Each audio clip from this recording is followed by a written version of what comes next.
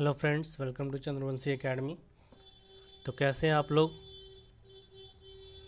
तो आज हम लोग बात करने वाले हैं एनसीईआरटी ज्योग्राफी क्लास 7 से चैप्टर फर्स्ट एनवायरनमेंट। ये इस चैप्टर का सेकंड पार्ट है। तो अगर आपने इसका फर्स्ट पार्ट नहीं देखा है तो प्लीज़ उसे देखिए। पीछे देखो, पीछे पीछे तो देखो। चलिए देखते हैं क्या क्या इस वीडियो हम लोग सीखने वाले हैं। फर्स्ट है हाइड्रोस्फीयर, उसके बाद है एटमॉस्फेयर, साथ में हम सीखेंगे बायोस्फीयर क्या होता है, फोर्थ है ecosystem and last human environment. चलिए स्टार्ट करते हैं। Chandravanshi academy is a channel offering complete guidance to aspiring students of different backgrounds, coaching guidance to students shaped by team. अरे कहना क्या चाहते हो? चंद्रवंशी एकेडमी को सब्सक्राइब करो यार, और बेल आइकन को जरूर दबाओ। बस यही कहना चाहता है। 4 बार बोले पढ़ने लिखने वाले छात्रों को राजनीति से दूर रहना चाहिए, हैं? तो पढ़ाई लिखाई में ध्यान लगाओ। समझ रहे हो ना? हाइड्रोस्फीयर क्या होता है? जैसे लिथोस्फीयर जो है एनवायरनमेंट का पार्ट है, तो वैसे ही हाइड्रोस्फीयर भी एक एनवायरनमेंट, नेचुरल एनवायरनमेंट का पार्ट है। ठीक है, तो इसे हम क्या कहते हैं? Domain of water. जो भी वाटर की जो चीज़ें हैं जो हमारे एनवायरनमेंट में है वो सब क्या है? हाइड्रोस्फीयर। तो हाइड्रोस्फीयर में क्या क्या आता है? Rivers, lakes, oceans etcetera. मतलब जो भी चीज़ वाटर से रिलेटेड है हमारे एनवायरनमेंट में वो सब क्या है? हाइड्रोस्फीयर है। नेक्स्ट है it is essential for our living organism. मतलब ये सबसे ज़रूरी है हमारे जो है लिविंग ऑर्गेनिज्म के लिए। क्यों ज़रूरी है? क्योंकि पता ही है आपको कि हम लोग जो है बिना पानी के रह नहीं सकते हैं, है ना। तो पानी जो है सबसे इम्पॉर्टेंट है हमारे लिए भी और बाकी सारे एनिमल्स, प्लांट्स, ठीक है, उन सब के लिए भी। क्योंकि जानते हैं कि प्लांट्स भी जो है बिना पानी के नहीं रह सकते हैं, है ना। जब तक उसमें प्लांट्स में पानी नहीं देते हैं हम तो क्या होता है, वो लोग ग्रो नहीं करते हैं, है ना। तो इसी वजह से जो है हाइड्रोस्फीयर बहुत ही इम्पॉर्टेंट है। नेक्स्ट है एटमॉस्फेयर। एटमॉस्फेयर क्या होता है? Layer of air that surrounds the earth. ठीक है, अगर इससे कोई आपकी डेफिनेशन पूछे कि एटमॉस्फेयर की डेफिनेशन क्या होती है, तो हम बताएंगे कि thin layer of air that surround the earth is called atmosphere. तो ग्रेविटेशनल फोर्स दैट होल्ड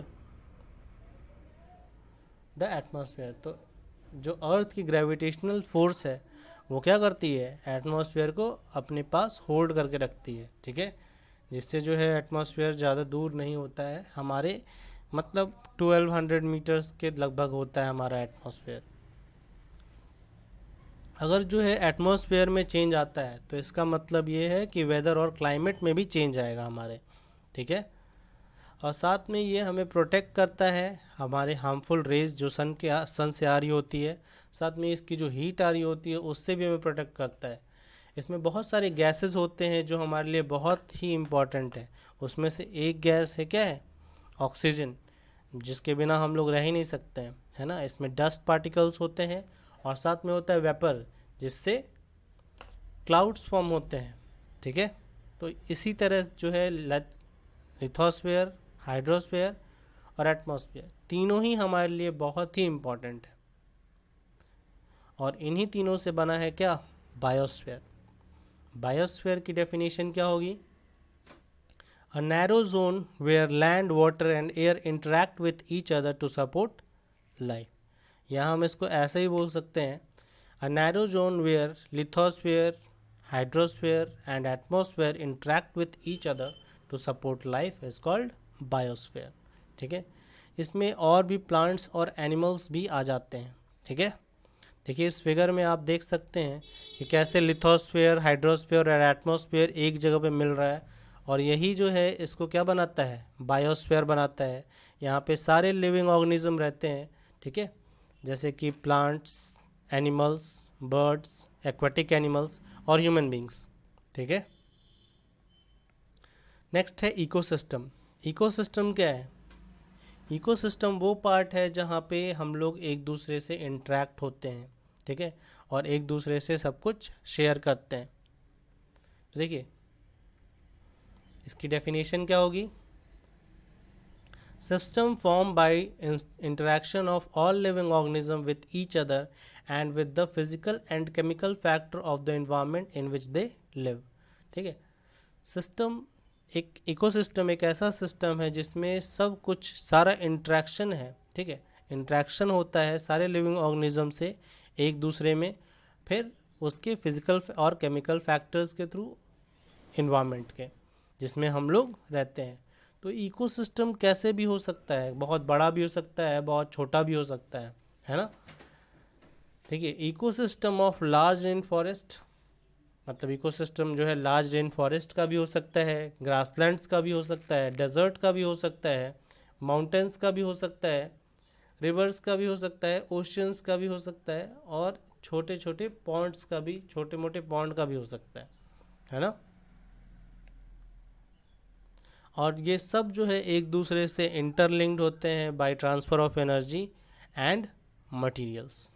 ठीक है, फॉर एग्जांपल जैसे आप जो है अगर फूड खाते हैं तो वो कहाँ से आता है?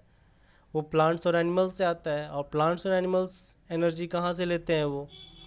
वो लोग जो है वो फूड जो है नेचुरल चीज़ों से लेते हैं, लैंड से, वाटर से, है ना। तो ये सब जो है क्या है, एक दूसरे से इंटरलिंक्ड है और ये क्या बनाती हैं? इकोसिस्टम बनाती हैं। ह्यूमन इन्वायरमेंट, ह्यूमन इन्वायरमेंट भी पहले जो है प्लांट्स और एनिमल्स का इन्वायरमेंट हुआ करता था, वैसे ही डिट्टो उतना ही था। ठीक है, एग्जैक्टली वैसा ही था।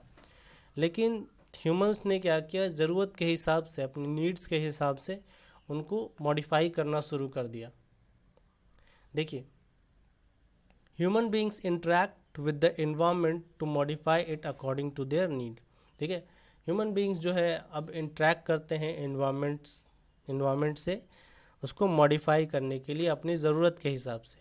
ठीक है, समय के साथ साथ जो है उनकी ज़रूरतें बढ़ गई। ह्यूमंस की जो है देख ही रहे हैं आप कितनी जो है ज़रूरत है हमें, बहुत सारी चीज़ें कुछ भी लेते हैं तो वो सब कम ही पड़ जाता है ना।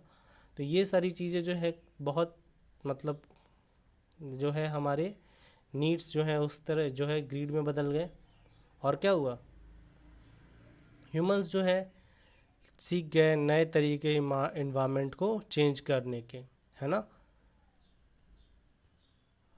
They learn to grow crops and domesticate animals and lead a settle life. और धीरे धीरे उन्होंने क्या किया, क्रॉप्स को ग्रो करना सीख गए, एनिमल्स को जो है ट्रेन करना सीख गए, और साथ में एक सेटल लाइफ जीने लगे, है ना। तो इससे क्या हुआ, इससे जो है हमारे एनवायरनमेंट को जो है वो डैमेज पहुंचा। ठीक है, उन्होंने ट्रेड स्टार्ट किया, कॉमर्स डेवलप हो गया और ट्रांसपोर्टेशन बहुत फास्टर हो गया। रिवॉल्यूशन होने से क्या हो गया, जितने भी इन्वेंशन और रिवॉल्यूशन हुआ तो इससे क्या हुआ, हमारे एनवायरनमेंट को डैमेज पहुंचा। और जो है जानते हैं कि अगर आप जो ज़रूरत के हिसाब से अगर यूज़ नहीं करेंगे किसी चीज़ को तो क्या होगा, वो एक ना एक दिन बर्बाद हो जाएगी, है ना। तो वैसे ही एनवायरनमेंट भी अगर आप इम्पोर्टेंटली इसको यूज़ नहीं करेंगे तो क्या होगा, सारा कुछ बर्बाद हो जाएगा। तो इसी वजह से परफेक्ट बैलेंस बहुत ज़रूरी है नेचर और ह्यूमन एनवायरनमेंट के बीच में। ठीक है, हमें अपनी नेचुरल चीज़ें जो हैं उसे जो है कंजर्व करके रखना चाहिए, संभाल के रखना चाहिए, क्योंकि ये सारी चीज़ें जो हैं सब एक दूसरे से इंटरलिंक्ड है। अगर हम किसी चीज़ को डैमेज पहुंचाएंगे तो हमें भी डैमेज होगा, है ना। हमें जो है सीखना चाहिए हार्मनी में रहने के लिए एनवायरनमेंट के साथ। ठीक है, और उसे यूज़ करना चाहिए हारमोनियस वे में। ठीक है, क्योंकि अगर आप जो है उसे हारमोनियस वे में यूज़ नहीं करेंगे तो क्या होगा, सारा कुछ तहस नहस हो जाएगा और फिर सब कुछ बर्बाद हो जाएगा, सारा इकोसिस्टम डैमेज हो जाएगा। तो बस इस वीडियो में ये चैप्टर ख़त्म हो गया और बाकी जो आने वाली वीडियोस हैं वो नेक्स्ट चैप्टर्स की होंगी। ठीक है, तो मिलते हैं नेक्स्ट एपिसोड में। और अगर आपको ये वीडियो अच्छी लगी तो इसे लाइक कीजिए, अपने दोस्तों के साथ शेयर कीजिए और चैनल को सब्सक्राइब जरूर कीजिए। जोर जोर से बोल के लोगों को स्कीमें बता दे। Till then take care, good bye.